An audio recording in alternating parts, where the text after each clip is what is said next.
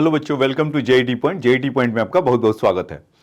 अभी तक हम लोग लेक्चर में ग्रेविटेशनल फील्ड के लेक्चर में ग्रेविटेशनल फोर्स, ग्रेविटेशनल फील्ड और ग्रेविटेशनल पोटेंशियल और ग्रेविटेशनल पोटेंशियल एनर्जी, इन चार चीज़ों के बारे में समझे थे।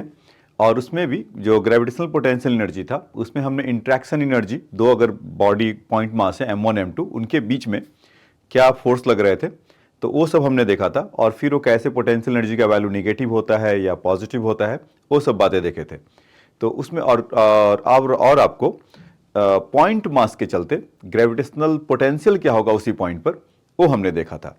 आज के लेक्चर में हम लोग वहाँ पर पिछले लेक्चर में gravitational potential energy for the मतलब उसके दो तरह के थे, इंट्रैक्शन एनर्जी और सेल्फ एनर्जी। इंट्रैक्शन एनर्जी के बारे में तो खूब सारा बताया था, सेल्फ एनर्जी वाले का रह गया था।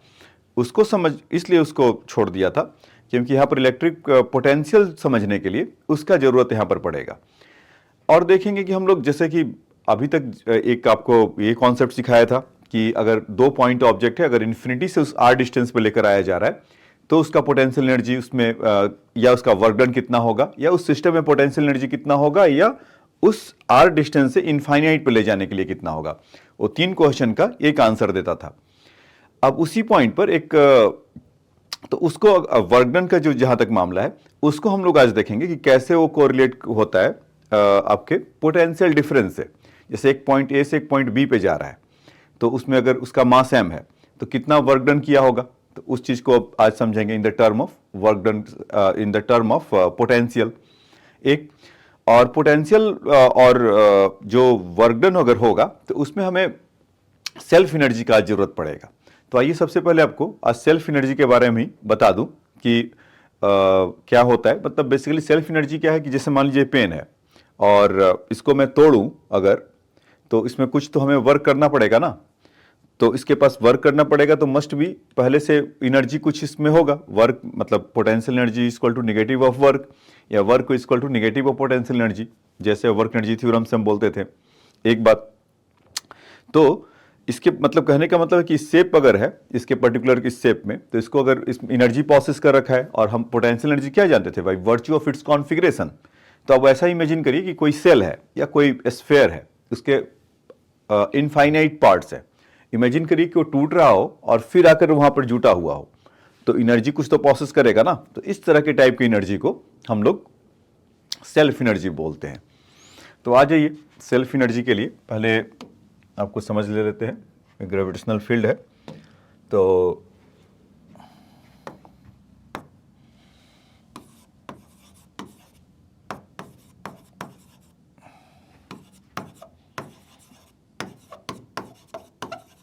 स्फीयर, तो उसमें केस 1 जब वो हॉलो है तब ऐसा, और आर रेडियस का है इस तरह का, और इसका मास कुछ m है। तो इमेजिन करिए कि अगर dm पार्ट का मास इसको लेकर आया गया हो बहुत दूर से, इन्फिनिटी से, तो उसमें उसके चलते उस पॉइंट dm के लिए उसका वर्क डन कितना होगा, dw equal to g m dm over इस पॉइंट पे r पे रख रहा होगा। तो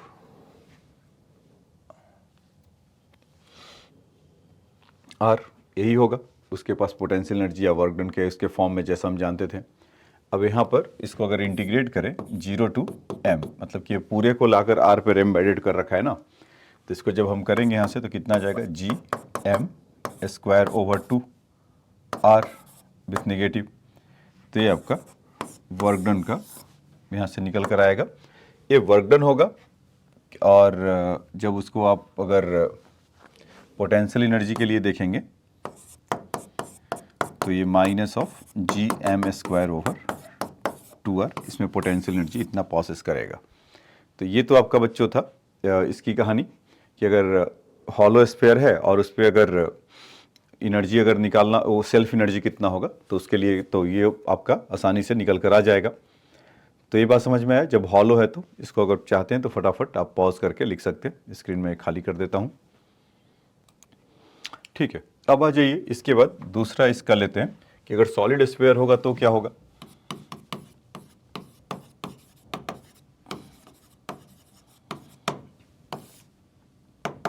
सॉलिड एनर्जी के लिए सॉलिड एनर्जी नहीं बच्चों, सॉलिड स्फीयर है और उसके लिए आपको अगर सेल्फ एनर्जी उसका चाहिए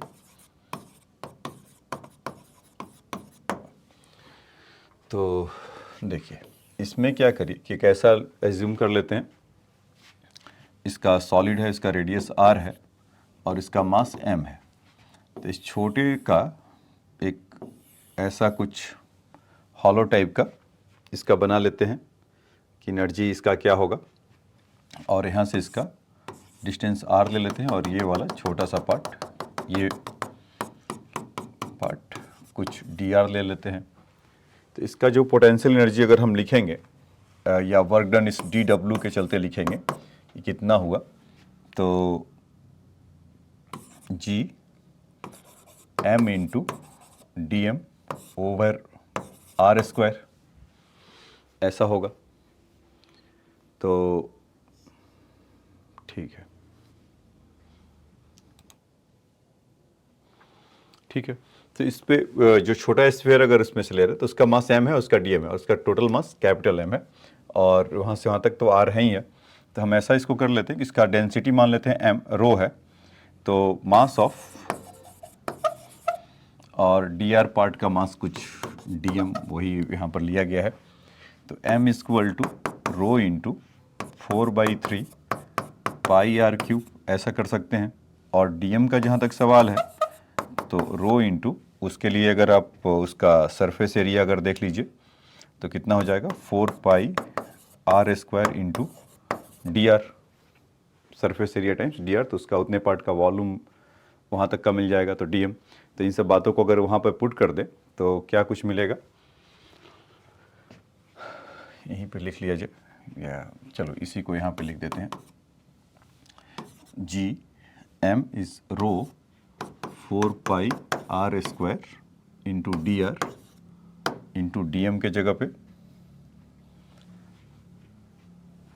रो 4 अच्छा चलो इसको पहले लिख लिया, डी आर ये डी एम के जगह पे आ गया। और इसके अगर लिख लेते हैं तो रो, तो एक तो रो स्क्वायर हो जाएगा into 4 पाई/3 r square over r cube over r ना, r क्यूब ओवर r। और इसी चीज़ को हमें इंटीग्रेट करना है उसमें dr, और dr का वैल्यू कितना होगा 0 टू कैपिटल R इसमें।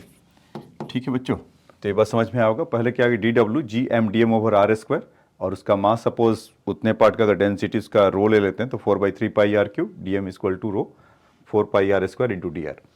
वहाँ पर उसका वैल्यू पुट किया तो उसको आप देखेंगे कि सॉल्व जब आप करेंगे तो यहाँ से रो 16 पाई स्क्वायर बाई 3 और जी मतलब जो कांस्टेंट वाले हैं उनको लिख लिया जाए। यहाँ पर ऐसे लिख लेता हूँ इस चीज़ को,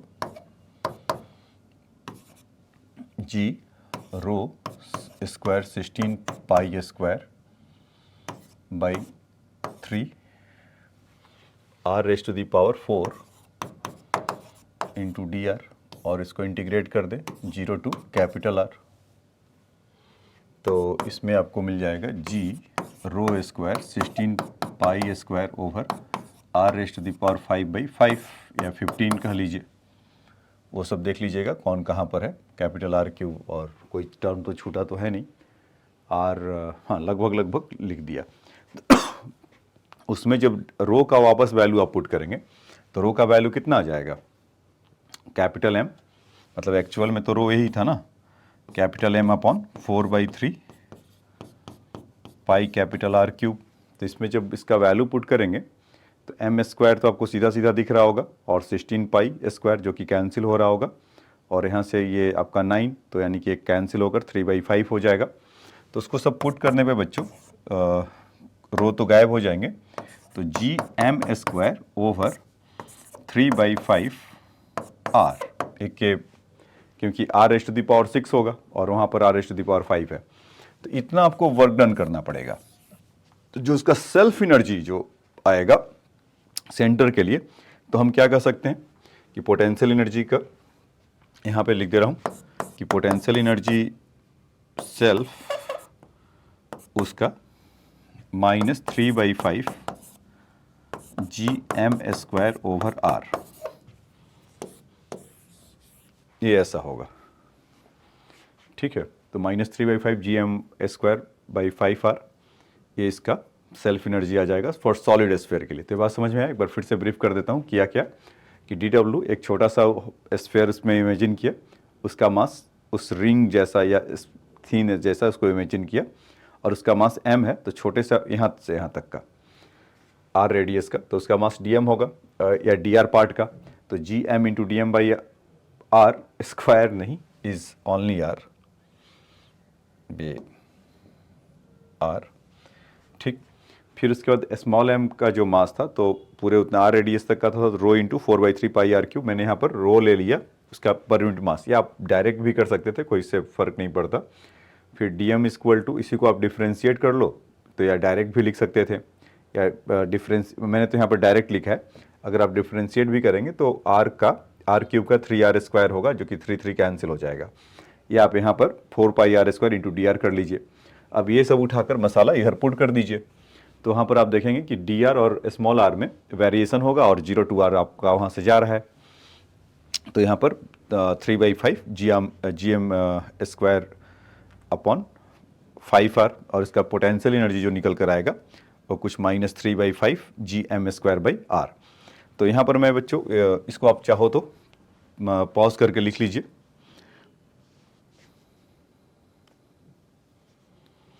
ठीक है, तो इसको मैं एक जगह पर ऐसा बोल देता हूँ कि अगर स्फीयर है और हॉलो है वो, तो उसका सेल्फ एनर्जी कितना होगा, जी एम स्क्वायर ओवर 2r, और वो सॉलिड अगर है तो -3/5 G M square over 5r। ये दो बातें आपको निकल कर सामने आया हॉलो स्फीयर के लिए और सॉलिड स्फीयर के लिए। ठीक है, तो इसको ध्यान में रखिएगा। अब दूसरा इसका दूसरा पार्ट क्या है कि इसका निकालने के पीछे का रीजन क्या है, ये चल तो रहे ना, यस। दूसरा इसके पीछे का रीजन क्या है बताने का, कि मैंने आपको जैसे बोला था कि पोटेंशियल के अभी जो क्वेश्चन आएंगे या वर्क डन जो निकालने के लिए आएगा, तो उसके लिए काम करेगा। तो अभी मैंने आपको बताया था कि अभी इसमें कि जो वर्क डन जो निकालते थे, तो ये मेथड था हमारा कि चेंज इन पोटेंशियल एनर्जी करो और वहाँ से आपका काम बन जाएगा, फाइनल माइनस इनिशियल। और आप डायरेक्ट जो यहाँ पर देख रहे होंगे ना कि मैंने डायरेक्ट इसका पोटेंशियल एनर्जी जो वर्क डन आया वही लिख दिया, क्योंकि ये इन्फिनिटी से आया है, बहुत दूर से आया है। बहुत दूर से मतलब चल के नहीं आया, इतना दूर है कि वहाँ पर फोर्स ऑफ का इंट्रैक्शन नहीं है, तो उसके चलते पोटेंशियल एनर्जी सिस्टम के पास उस समय शून्य था, तो दैट इज वाई शून्य minus this, so you will give it will give that expression with negative -3/5 gm square by r. And one important thing I explained very much about that why the negative is there, because of the force is attractive in nature and system doing a work, so system lower there the potential energy, so that is why negative. If the repulsive type of thing, if between the two objects is repulsive kind of thing, so you need to be apply the external force to in order to do the perform the work, so that much of energy passes at that time is the positive, so potential energy will increase. So that is why is be clear about the positive and negative sign about here. So right here what we want to be discuss that कि if you आपको जैसे कि आपको work done या आपको potential energy के लिए चाहिए, या आपको जैसे वर्क डन निकालना है, तो उसके बारे में आपको बताना चाह रहा था कि उसमें हम ऐसा कह सकते हैं कि जैसे पोटेंशियल जो आपका डिफरेंस है या पोटेंशियल ये भी डिफाइन होता है। अब तक देखो पोटेंशियल को हमने क्या देखा है कि एक तो उसको पोटेंशियल को हम आपको बताए थे कुछ या इलेक्ट्रिक फील्ड के ग्रेविटेशनल फील्ड के टर्म में, ग्रेविटेशनल फील्ड बेसिकली क्या होता है, पोटेंशियल ग्रेडियंट होता है। तो G इक्वल टू ये माइनस dV/dr, ये बच्चों आपको सिखाया गया है। और ठीक इसके पीछे वाले लेक्चर में, और जो डेल वी का मतलब कि यहाँ पर r कुछ भी हो सकता है, x y z, इसीलिए पार्शियल डिफरेंशिएशन के फॉर्म में उसको बताए हैं। इसको आप ऐसे भी बोल सकते हैं कि change in potential equal to E, not E, is G, electric field वाला E आ गया, इज G डेल्टा R,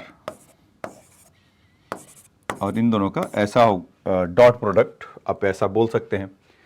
तो चेंज इन पोटेंशियल डिफरेंस इसका एक ये भी होता है कि V equal to U/Q, U/M, ऐसा,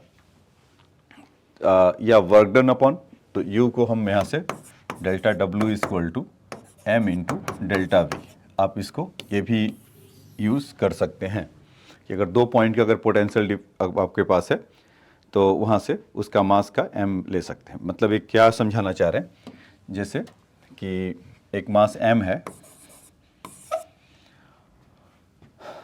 या ठीक है एक मास M है, और यहाँ पर एक पॉइंट A है और यहाँ पर एक पॉइंट B है, जहाँ से इसका डिस्टेंस R है और यहाँ से इसका डिस्टेंस 2R है, और एक कैपिटल मास M उल्टा थोड़ा कर दिया हूँ कि A से यहाँ पर B पे जा रहा है।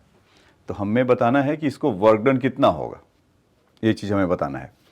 तो यहाँ पर क्या करेंगे कि अभी अभी जो आपको बताया कि work done equal to M into change into potential, तो M into VV minus VA, final minus initial. तो अब यहाँ से अगर हम इसका VV निकाल लें तो VV का वैल्यू कितना हो गया, minus GM/2R, small m in fact, ऐसा, और VA का वैल्यू कितना हो जाएगा, माइनस GM इंटू R, ऐसा। इन दोनों के बीच का पोटेंशियल डिफरेंस बताइए, अगर VV माइनस VA अगर चाहिए तो माइनस प्लस GM/R,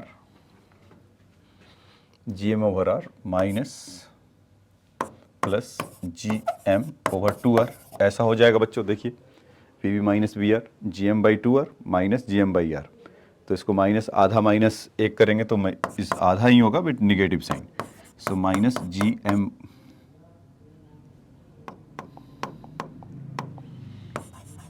GM/2R। अब इसका यहाँ पर वर्क डन में देख लीजिए, तो वर्क डन कितना हो जाएगा,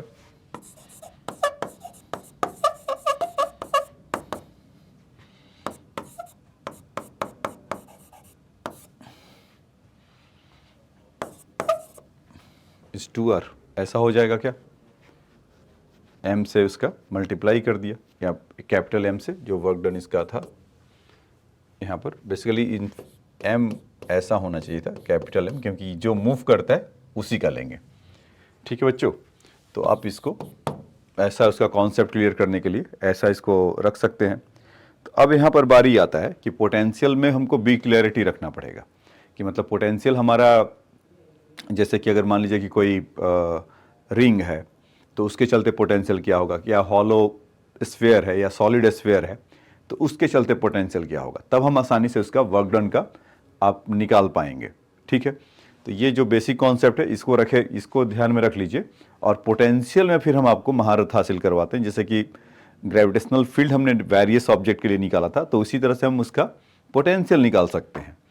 तो एक एक करके उसको इनकाउंटर करेंगे। पहले इसको आप नोट डाउन फटाफट कर लीजिए। ठीक है, इसको लिख लिया। और एक चीज़ और है बच्चों यहाँ पर कि A to B आने में इसका बस इनिशियल और फाइनल देखेंगे, इसमें एक कैसे कैसे आया है यहाँ पर उससे कोई फर्क नहीं पड़ता, मतलब पाथ क्या फॉलोड किया है उससे उसका कोई लेना देना नहीं है। ठीक है, अब आ जाइए फटाफट देख लेते हैं कि ग्रेविटेशनल पोटेंशियल फॉर रिंग।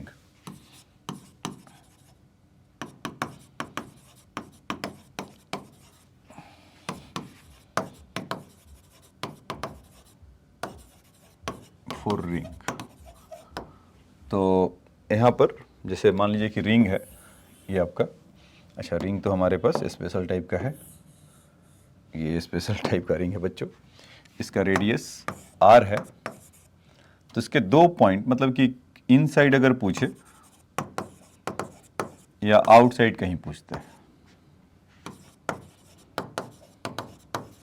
तो इनसाइड कहीं भी पूछे, जैसा कि हम जानते थे यहां पर ग्रेविटेशनल फील्ड क्या होता था, इनसाइड इस शून्य, कहीं पर भी इनसाइड में अगर देखे जाए तो इसका मतलब ग्रेविटेशनल फील्ड जीरो है तो पोटेंशियल मस्ट भी कांस्टेंट होगा। वो क्यों? क्योंकि हमने अभी देखा बताया था ना कि ग्रेविटेशनल फील्ड इक्वल टू क्या होता है, potential gradient del V by del R. तो अगर ये चीज़ कांस्टेंट है, ये चीज़ कांस्टेंट अगर जीरो है तो हम यहाँ से बोल सकते हैं ना कि v इज़ कांस्टेंट, मतलब कि ग्रेविटेशनल फील्ड अगर जीरो है तो हम यहाँ से बोल सकते हैं कि v इज़ कांस्टेंट है। कि किसी भी कांस्टेंट को डिफ्रेंशिएट करेंगे तो उसका वैल्यू क्या होगा, शून्य। So inside anywhere in the ring you will find that their potential would be is v equal to minus G M over R, that thing. And outside from the centre whatever the distance से x या कोई भी distance होगा तो उसका potential outside के लिए v यहाँ पर लिख देता हूँ इनसाइड, इन ऑर्डर टू आपको रिमाइंड कराते रहेगा कि v equal to minus G M over R. अगर आउटसाइड के लिए है तो minus G M over X, simple, whatever उसका जो डिस्टेंस होगा वो उसका हो जाएगा। ठीक है बच्चों, तो रिंग के सेंटर के लिए हुआ और आउटसाइड के लिए यहाँ पर एज अ पॉइंट मास की तरह वो बिहेव करेगा। एक इसका और पॉइंट है जो कि आप जानते थे कि ग्रेविटेशनल फील्ड का अगर हम उसको एक्सिस पर ठीक अगर देखें एक्सियल तो क्या होगा, तो उसमें भी कोई खास बात नहीं है, यहीं पर इसी स्लाइड में ही आपको बता देता हूँ।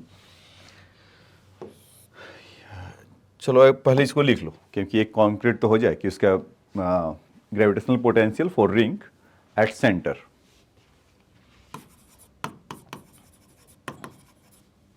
तो सेंटर पर है और दूसरा ये आउटसाइड वाले के लिए है, तीसरा उसके एक्सियल पॉइंट पे निकालेंगे, बाद में एक जगह समराइज कर दिया जाएगा। तो यहाँ पर देख लीजिए gravitational potential at axial point. तो एक्सियल पॉइंट क्या होता है बच्चों, ये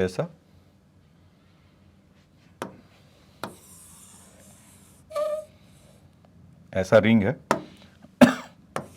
और यहाँ से x डिस्टेंस है, इसका मास m है और ये r है। तो एक्सियल पॉइंट पर कुछ यहाँ पर चाहिए और इसमें आपको जैसे बताया था कि जिस पॉइंट पर ग्रेविटेशनल फील्ड होता है ठीक उसी पॉइंट पर एक, और ग्रेविटेशनल फील्ड कैसा होता है, वेक्टर क्वांटिटी होता है, ठीक उसी पॉइंट पर एक स्केलर क्वांटिटी डिफाइन होता है इस ग्रेविटेशनल पोटेंशियल। तो यहाँ पर इसका जो मैंने खींच तो दिया हूँ ऐसे कि यहाँ पर होगा, लेकिन उसका कोई मतलब नहीं है, मतलब नहीं है से मतलब इसको हटा ही देता हूँ। ये जो ग्रीन वाला जो मार्क था लाइन का, उस लाइन का कोई मतलब नहीं है क्योंकि स्केलर क्वांटिटी है और स्केलर क्वांटिटी का कोई डायरेक्शन होता नहीं है। सो दैट इज वाई यहाँ पर सिंपल होगा तो मैं इसको ब्रोकन लाइन से दिखा देता हूँ कि आप उसको गलती से भी समझिए ना, ऐसा है। ठीक है, तो अगर यहाँ से अगर छोटा सा मास डीएम अगर लेते हैं, क्योंकि पॉइंट मास के लिए पहले देख लेते हैं, तो पोटेंशियल का वैल्यू कितना हो गया, जी डी एम, हर जगह निगेटिव था ना, हाँ ठीक है निगेटिव है क्योंकि पोटेंशियल उसका निगेटिव होता है, माइनस डी एम, और ये डिस्टेंस क्या हो जाएगा बच्चों, R square plus x square का रूट।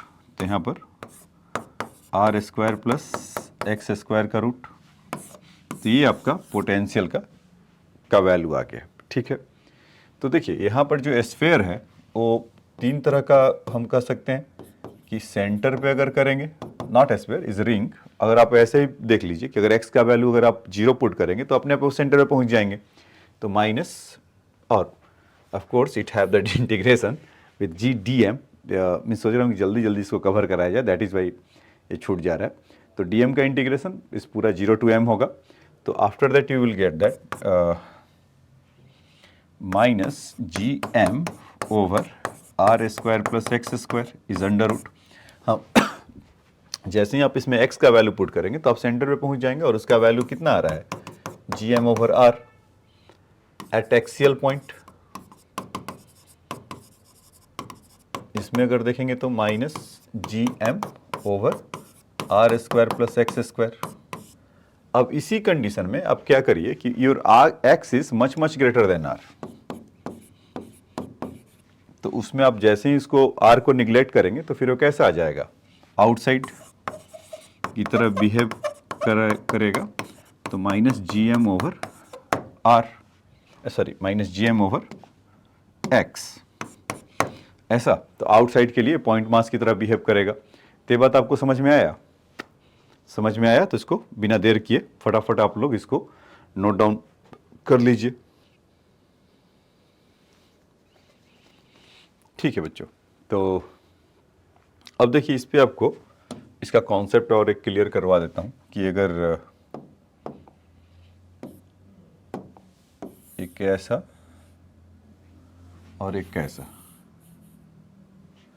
दो रिंग है, देखने में तो एक जैसे लग रहे हैं, लग रहा है इसका, लेकिन इनका मास m है और इसका मास 2m है, और इनका रेडियस r है और इनका भी r है।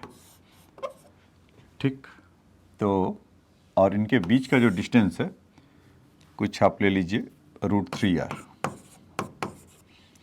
तो और इनका पॉइंट है A और इनका पॉइंट है B, और एक पॉइंट मास है से स्मॉल m, और वो ऐसे ऐसे ऐसे ऐसे जाके कहीं भी होता है। ऐसे ऐसे बस बताने के लिए बता दिया कि आपके दिमाग में अच्छे से बैठ जाए कि एग्जामिनर अगर कितना भी आपको करे कि ऐसा राइट एंगल गया फिर इधर गया फिर उधर गया, तो उससे कोई फ़र्क नहीं पड़ता है, वो खाली इनिशियल और फाइनल को देखेगा। तो पूछ रहा है कि m जब ये हिलते डुलते यहाँ पर B पर पहुँचा तो उसका आपको वर्क कितना करना पड़ेगा। ठीक है, तो वर्क के लिए आपको यही अभी सिखाया मैंने, चेंज इन पोटेंशियल इनटू जो मास से उड़ रहा है या घूम रहा है उसके चलते। तो हमें क्या करना होगा कि जो चेंज इन पोटेंशियल है तो हमें यह देखना होगा कि फाइनल माइनस इनिशियल, फाइनली यहाँ पर है, इनिशियल ए पर था, इनटू एम। तो हमें वी बी अगर निकाल लें यहाँ से तो उसका वैल्यू कितना हो जाएगा पोटेंशियल वी पे 2m का, उसी के सेंटर पे। तो अभी देखा था आपने minus G 2m over are. दूसरा कि इस पॉइंट P पर इसका भी तो पोटेंशियल इन्फ्लुएंस कर रहा होगा यहाँ से, तो उसका पोटेंशियल कितना हो जाएगा बच्चों, अभी अभी लिखा था माइनस जी एम आर, और ये डिस्टेंस √3r। तो ये डिस्टेंस कितना हो जाएगा बताइए हिम्मत से, तो बार बार लाइन खींचने का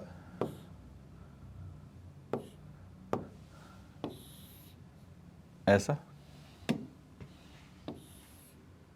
ये ऐसा मैं बोल रहा ना चाह रहा हूँ। तो ये डिस्टेंस कितना हो जाएगा बच्चों, your R square plus √3r square, तो कितना हो गया इस 2r। तो यहाँ पर minus G M over 2r ऐसा आ जाएगा। वी ए की बात करूँ तो माइनस जी ए पर, m का अपने चलते a पर कितना होगा minus G M over r minus G 2m। ये डिस्टेंस कितना हो जाएगा फिर अगर यहाँ से अगर देखेंगे तो ये कितना मिलेगा बच्चों इस 2r। तो यहाँ पर लिख सकते हैं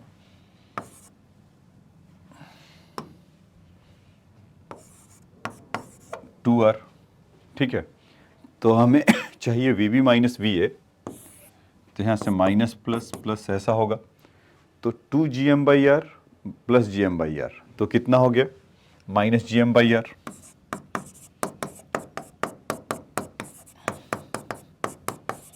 ऐसा, ठीक।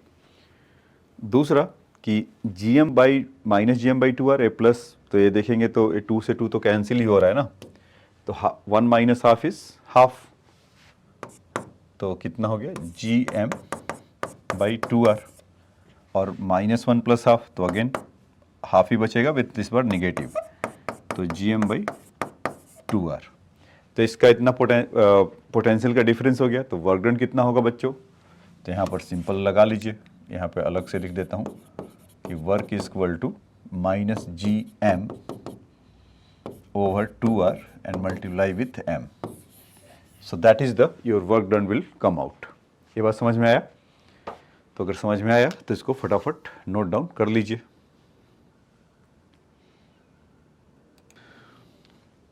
ठीक है बच्चों, इसको लिख लिया। अब देखिए इसके बाद पोटेंशियल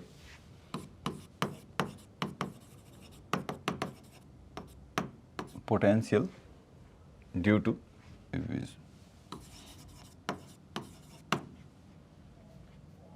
स्फीयर,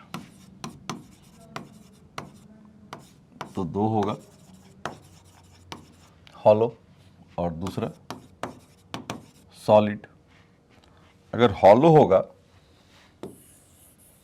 कुछ ऐसा, तो उसमें भी क्या जानते थे, हॉलो के लिए जी इनसाइड कहीं भी देखेंगे तो शून्य होगा, तो पोटेंशियल का वैल्यू क्या आने वाला है, अगर इसका रेडियस आर है, एम है, तो इसका वी का जो वैल्यू होगा अगेन कांस्टेंट होगा due to the same reason what I told you in the ring case, कि in the ring there the potential will be constant and it is minus gm over r. So due to the same reason you can say that minus gm over r. Outside कहीं भी पूछे x पे, बाहर की तरफ, तो minus G M over X, ये तो इसकी कहानी है। सरफेस पे पूछे तो उतना ही G M minus G M over R हो जाएगा। ठीक है, ये पोटेंशियल इसका होगा हॉलो के लिए, अगर हॉलो स्फीयर है तो। लेकिन जैसे ही ये सॉलिड होगा तो फॉर सॉलिड वन, तो इसके 3 पॉइंट मान लीजिए ऐसा।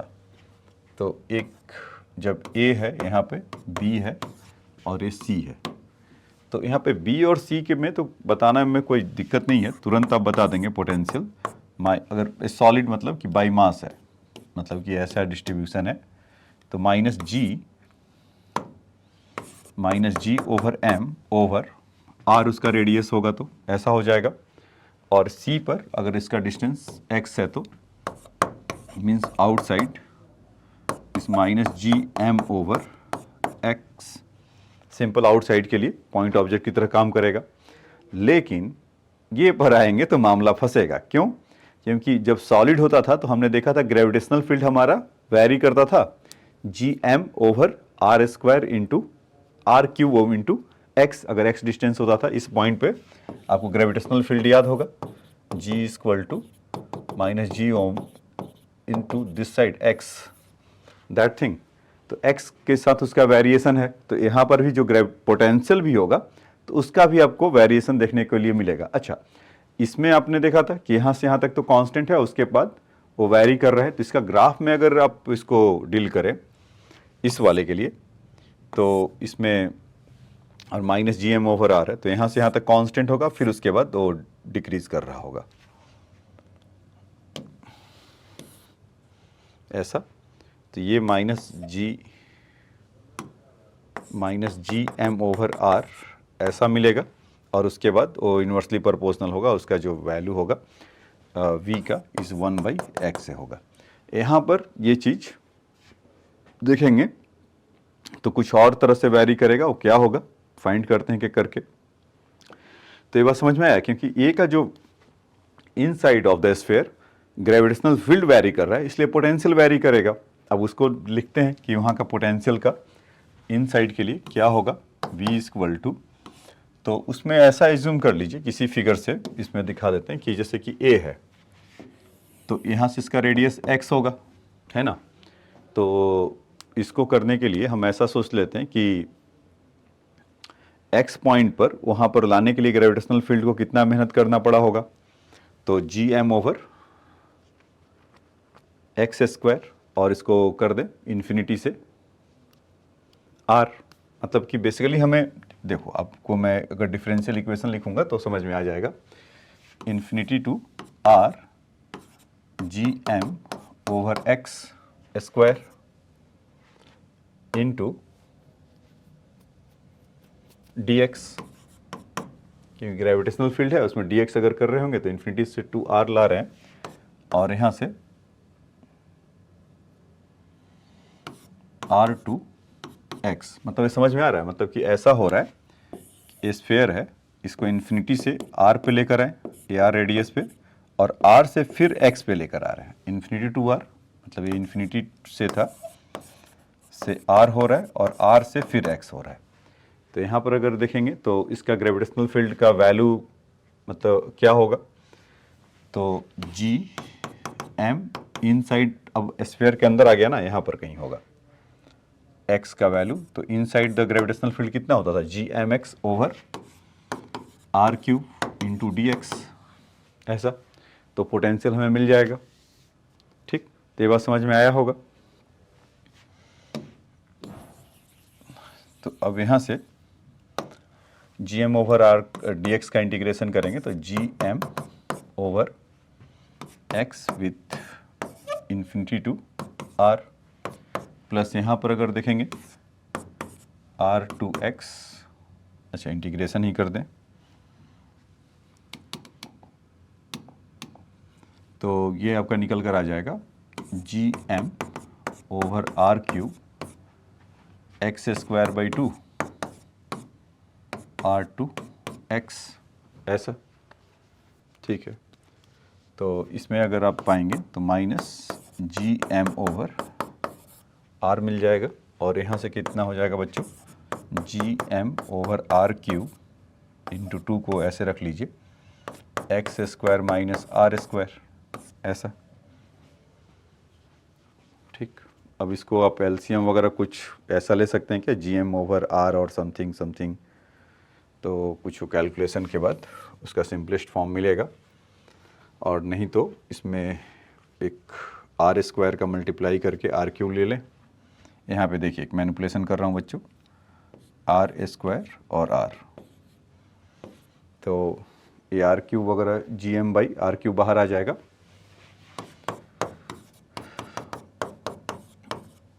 ऐसा। तो बचा कि आपके पास माइनस आर स्क्वायर, अच्छा माइनस को भी ले लिए हैं, ये माइनस को छोड़ दीजिए, माइनस को छोड़ दीजिए, बाद में ले लेंगे। तो कितना हो जाएगा, ये R square minus R square और यहाँ से plus x square minus R square by two, ऐसा। तो यहाँ से अगर देखेंगे तो G M over R cube, तो माइनस टू आर स्क्वायर और माइनस वहाँ से आर स्क्वायर, तो माइनस थ्री आर स्क्वायर। अब माइनस बाहर ले लीजिए, तो X square minus three R square by two, तो टू को इधर कर लेते हैं। तो इसको याद रखना बच्चों, इसमें पोटेंशियल, तो इसका ये फ़ायदा होगा। अभी मैं तीनों एक जगह से समराइज़ करके आपको करवा देता हूँ। पहले ये समझ में आया क्या कि अगर आउटसाइड ऑफ पॉइंट अगर है, यहाँ पर आउटसाइड फॉर सॉलिड के लिए आउटसाइड पॉइंट था, तो जी एम बाई एक्स जो जैसा चल रहा था वैसा, वी वी के लिए minus G M over R उसके सरफेस पर है, बी वाला जो पॉइंट एट अ सरफेस पे है, at anywhere is the x distance in from the centre is inside, is this thing will be come out minus G M over two R cube x square minus three R square. तो ये तीन point को लिए आप समझिएगा। तो इसको मैं एक जगह यहाँ पर समराइज कर देता हूँ, और आप चाहे तो फटाफट इसको लिख लीजिए, इसको अभी पॉज करके अपना लिख लीजिए। इसका वेरिएशन आपको दिखा दिया हूँ।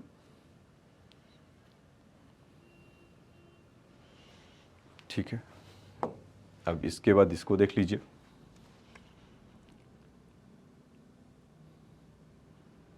ठीक है, देखिए मैं क्या कहना चाह रहा था कि इसमें जैसे सॉलिड के लिए है, सॉलिड स्फीयर के लिए, तो सबसे पहले कि अगर आउटसाइड है जिसमें कोई प्रॉब्लम नहीं है, तो उसमें minus G M over x at surface पे,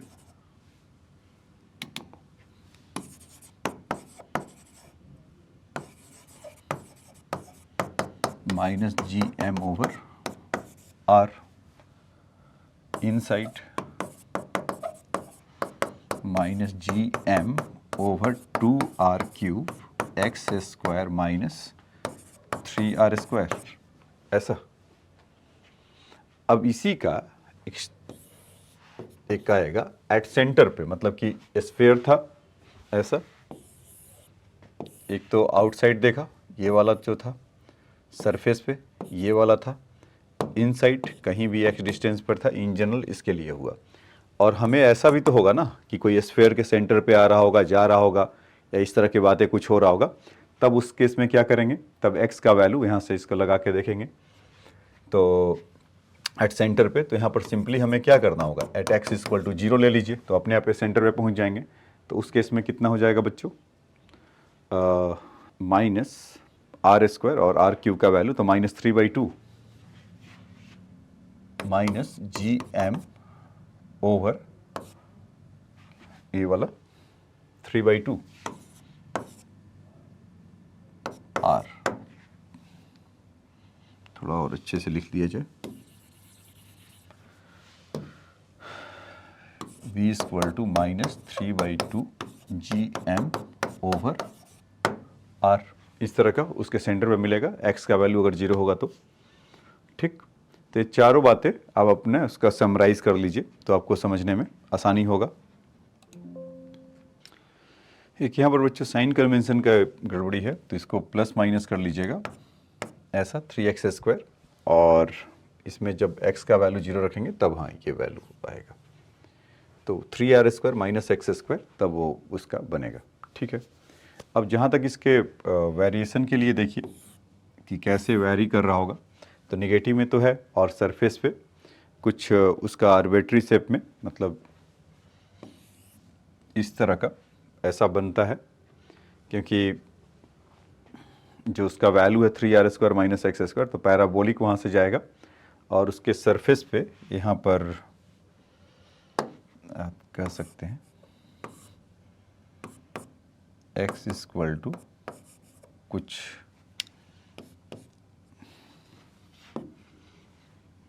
x इक्वल टू r, अगर ये x इक्वल टू r पर उसका वैल्यू क्या होगा, तो ये वाला वैल्यू -3/2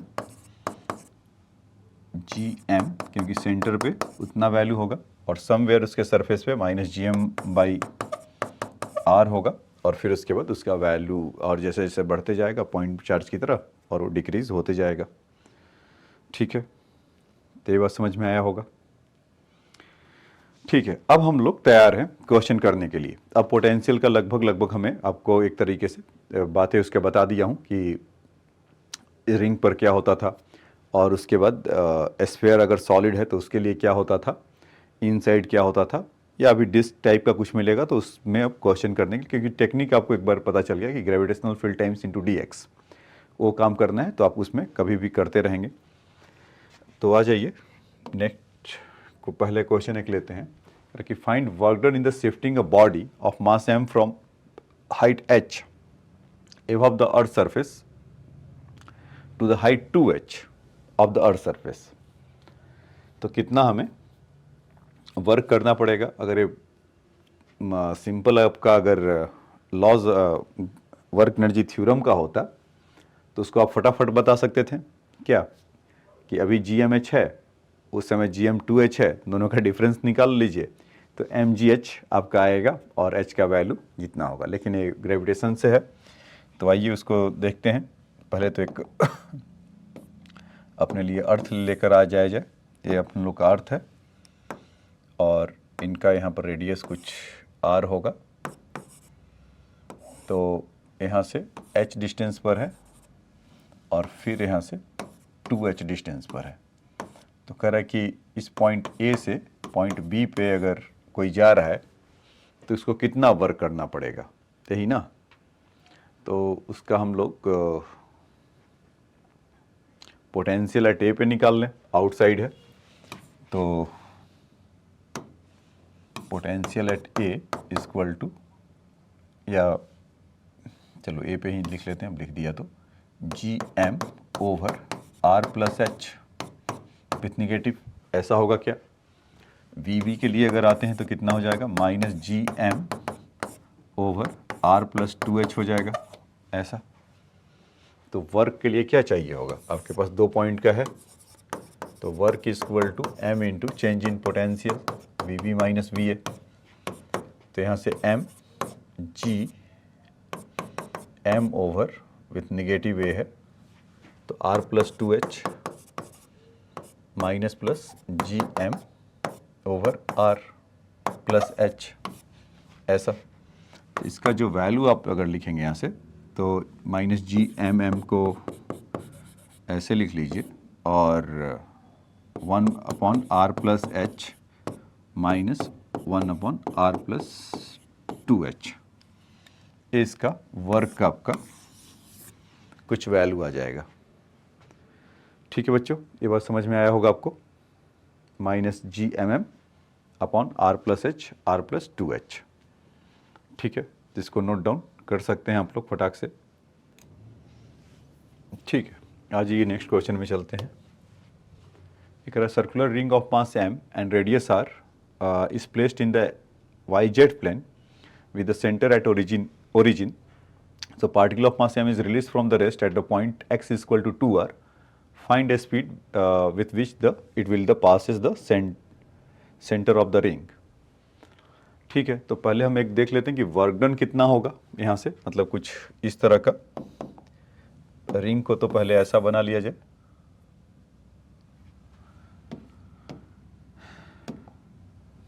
रिंग को एक ऐसा बना लिया जाए यहाँ से, और ये वाईजेड प्लेन में है, तो कहने का मतलब वाईजेड प्लेन में ऐसा होगा और ये डिस्टेंस x यहाँ से ऐसा जा रहा है, ऐसा। और x का वैल्यू कितना है बच्चों? 2r।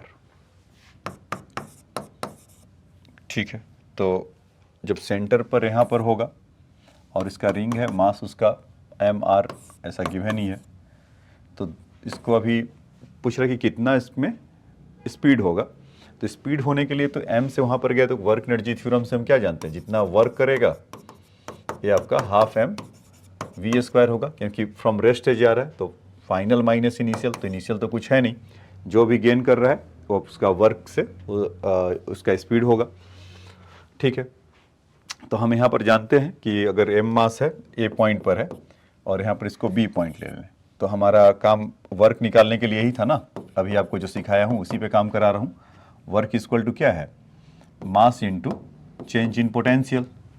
तो पॉइंट ए पर कितना हो जाएगा, minus G M over R square plus 2r square. तो ये डिस्टेंस कितना हो जाएगा, इस √5r, तो यहाँ से आ गया √5r, ऐसा।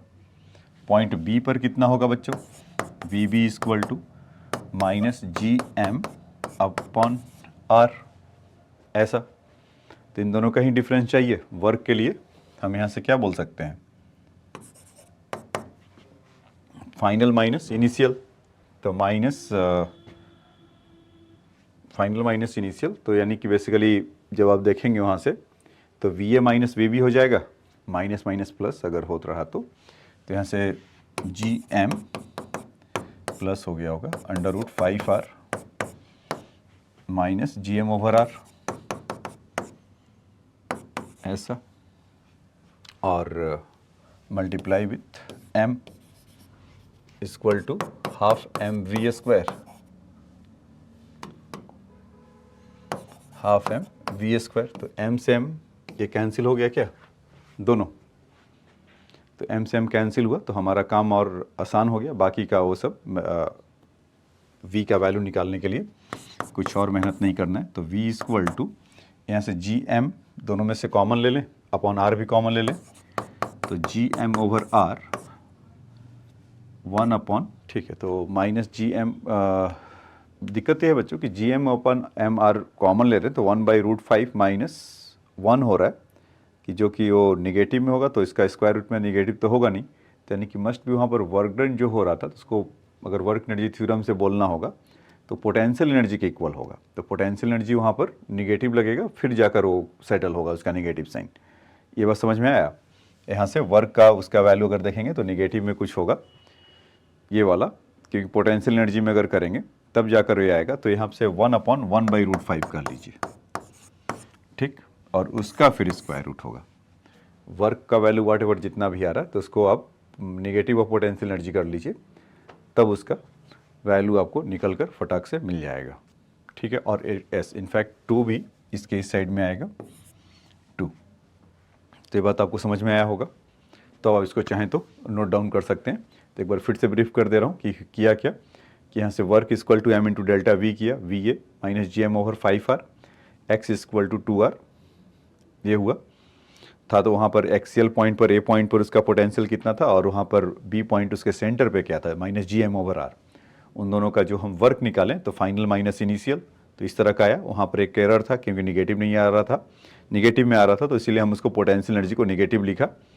तो वहाँ से 1 माइनस 1/√5 और equal to half M V square, 2 इस साइड में आया और वी का वैल्यू निकल कर आ गया। तो आप चाहें तो लिख सकते हैं। ठीक है, अब आ जाइए नेक्स्ट में चलते हैं। इसमें क्या कर रहा है कि find gravitational interaction energy of the system consist of the disc of mass m and radius r and a small mass m situated at a distance x from the disc, centre of its axis shown in a figure. तो question में already बोल रखा है, इसका नाम लिया है interaction energy. तो इंट्रैक्शन एनर्जी के लिए यहाँ पर अगर पॉइंट यहाँ पर है तो u इक्वल टू हम m इंटू वी भी कर सकते हैं। तो वंस वी नो दैट कि उस पॉइंट पर पोटेंशियल कितना होगा तो हमारा काम हो जाएगा। मैं इसी की बात कर रहा था बच्चों कि देखो यहाँ से इसका डिस्क है और उसके चलते एक्सियल पॉइंट पे क्या होगा। तो अभी तक मैं आपको रिंग के बारे में बताया था, ये ऐसा विजुअल नहीं है, कोई बात नहीं, ये कुछ इस तरह का अब विजिबल है। ऐसा रिंग एज्यूम कर सकते हैं क्या, इस तरह का। मान लीजिए कि ये R कैपिटल R है, तो स्मॉल r का अगर हम रेडियस एज्यूम कर लेते हैं या उसका उल्टा, जैसे रिंग के लिए किए थे ना, ठीक वैसे का वैसा ही कर लेते हैं।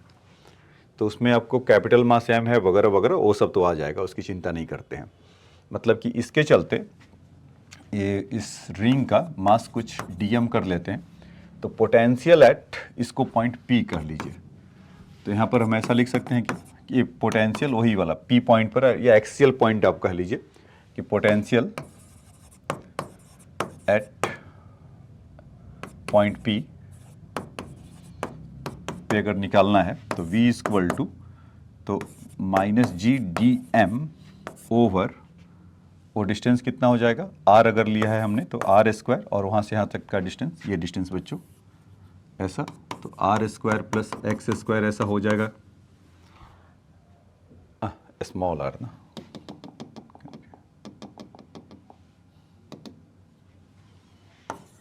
Small r plus x square हो जाएगा। और बाद में इसको करेंगे कुछ काम तमाम, R square plus x square का रूट। अब बात रह गया कि हमारा dm क्या होगा। तो dm निकालने के लिए बहुत आसान काम है। dm के लिए क्या जानते थे, मास पर यूनिट एरिया। तो इसमें से आप देखेंगे कैपिटल M पाई R स्क्वायर इंटू 2 पाई R इंटू डी आर। तो पाई से पाई कैंसिल हो गया, तो वहाँ से m का वैल्यू कितना मिल गया बच्चों, dm का वैल्यू कितना मिल गया, dm इक्वल टू हम ये बोल सकते हैं 2m ओवर R स्क्वायर, ये तो कांस्टेंट टर्म में रहेगा, और वहाँ से आर डी आर ऐसा। तो इसका वैल्यू इधर रख लिया जाए तो minus G 2m R D R, R square भी रहेगा तो R स्क्वायर को इधर रख लीजिए सन्नाटे में कहीं इधर, पाई R स्क्वायर, और ये वैल्यू हो जाएगा under root of R square plus x square ऐसा। अब इसको आपको इंटीग्रेट करना है और डी आर पे आ गया, तो यही मैं चाह रहा था कि 0 टू कैपिटल R काम हो जाएगा। तो सब कुछ वो बात रह गया कि आप इंटीग्रेशन कितना हेल्दी करते हैं, और जितना भी आएगा आपको मास टाइम्स मल्टीप्लाई कर देना है और आंसर अपने आप घर लेकर जाना है। तो ये बात समझ में आया होगा। तो आ जाइए इनको बिना देर के इंटीग्रेशन कर लें, क्योंकि ये देखो यहाँ से 2m g by R square तो ये पूरा कांस्टेंट है, तो थोड़ा बहुत आपको इंटीग्रेशन का सीखने को मिलेगा कुछ। यहाँ पर minus 2m g by R square, तो मॉरिस गराज हो गया, GM लिखना चाहिए था, ठीक है। अच्छा कोई नहीं, मॉरिस गराज के सम्मान में ऐसा लिख देते हैं। और यहाँ से 0 टू R, और यहाँ पर था R स्क्वायर डी आर, या R D R equal to under root of R square plus x square. यही था ना बच्चों। अब रह गया बात उसका इंटीग्रेशन करने का, तो क्यों ना इस 2 को जो यहाँ पर बैठा है इसके साथ ऐसा सोच लें, because R square plus x square को जब आप कुछ टी लेट करेंगे तो ये तो समझे होंगे ना इंटीग्रेशन में, सब्स्टिट्यूशन मेथड में। तो 2r into D R equal to यहाँ से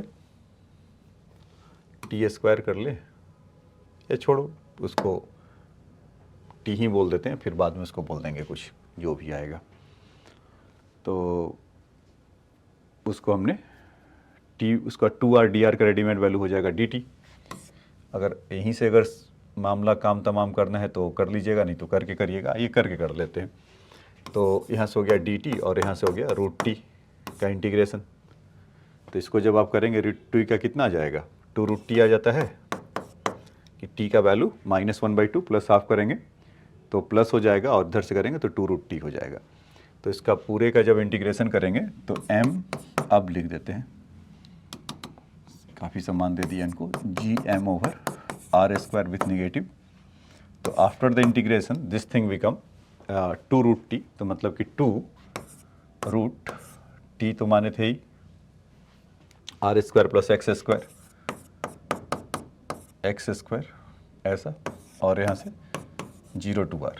तो इसमें आप देखेंगे कि minus G M over R square, R का वैल्यू पुट करिए आर के जगह पे, तो 2 जो बाहर गया था वो वापस आ गया बेचारा, अंडर रूट यहाँ से R square plus x square minus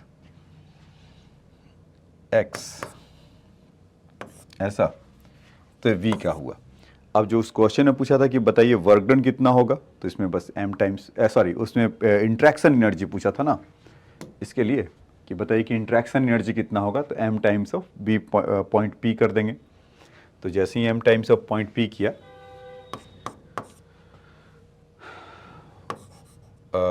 u potential equal to minus G M into M over, ये आर स्क्वायर क्यों घूम रहा है, अच्छा आर स्क्वायर इसलिए घूम रहा है कि ऊपर एक्स है, ठीक है आर स्क्वायर, क्योंकि कभी भी आप देखेंगे डायमेंशनली भी इसको चेक कर सकते हैं कि जी एम मास का प्रोडक्ट न्यूमरेटर में होगा और डिनोमिनेटर में एक डिस्टेंस आना चाहिए। तो यहाँ पर आर स्क्वायर है तो ऊपर कहीं आर एक घूम रहा है कि जो डायमेंशनली करेक्ट उसको बना रहा है। तो डायमेंशनली भी आप उसको चेक कर सकते रखते हैं, R square plus x square minus X, ये आ गया बच्चों आपका, और 2 भी शायद वो है एक, तो 2। तो इसी का इंट्रैक्शन ऑफ एनर्जी है। तो इम्पॉर्टेंट पार्ट ये था इस क्वेश्चन में कि अगर वो डिस्क है और x डिस्टेंस वहाँ से है, तो और उसके लिए मतलब कि कुल मिलाकर आपने एक तरह से देखा कि इसके एक्सियल पॉइंट पे डिस्क का आपका पोटेंशियल क्या होगा, एक तरह से तो यही कहिए, और वहाँ से बस उसकी इंट्रैक्शन एनर्जी कितना होगा मास टाइम से मल्टीप्लाई कर दिए। तो इसका फ़ायदा क्या हुआ बच्चों, आगे के आप क्वेश्चंस में इसको यूज़ कर सकते हैं। वो कैसे कि फाइनली तो मतलब पूरा फोकस तो इसी पर था पूरे क्वेश्चन में। अगर आपको ये आता है तो फिर वो क्वेश्चन पूरा आता है इसमें। तो इसमें अगर x का वैल्यू जैसे ही आप 0 रखेंगे तो वो आप कहाँ पर पहुँच जाएंगे, उसके डिस्क पे। तो उसका वैल्यू कितना आ जाएगा, वहाँ से आप देखेंगे तो वो 0 हो गया, 0 r और r एक कैंसिल हो गया, तो -2gm/r। तो डिस्क के सेंटर पे आप इसको याद रख सकते हैं, -2gm/r उसका होगा। ठीक है, मैं वहीं पे कहीं मार्क कर लेता हूँ, और आप लोग भी चाहें तो इसको मार्क कर लीजिए कि in case of disc potential at centre would be -2gm/r। तो इसको आप नोट डाउन कर लीजिए, तो आपको हेल्प करेगा। फिर कैसे भी हो आगे क्वेश्चन लिया हूँ उस पर कोलिजन हो रहा है, तो उस तरह के क्वेश्चंस के लिए आप क्या करेंगे, जैसे यहाँ पर चलो पहले तो आप इसको फटाफट नोट डाउन कर लीजिए, आपको दे देता हूँ कुछ 10 सेकंड, ठीक है। फिर उसके बाद इसको लिख लीजिए कि हाउ टू अपीयर हियर, ठीक। और फिर सॉरी, चलिए ये भी क्वेश्चन अच्छा है, तो उस पर आएंगे। यहाँ पे एक क्वेश्चन है कोई, मैंने शायद देखता हूँ कि लिया हूँ क्या। हाँ, ये फिगर को हटा दीजिएगा, ये फिगर इसका नहीं है, किसी और क्वेश्चन का है, यहाँ पे गलती से डाल दिया है। वो कह रहे हैं given a thin homogeneous disc of radius a and mass m1, a small sphere of mass m2 is placed of the distance l। अच्छा इसी का है, चलो इस बोथ आर द मोशनलेस। अच्छा उसको डिस्क बोला है और मास m1 है, small sphere of the mass m2 placed on the this but they are the ultimately the collide. अच्छा कोलिजन हो रहा है तो ठीक है।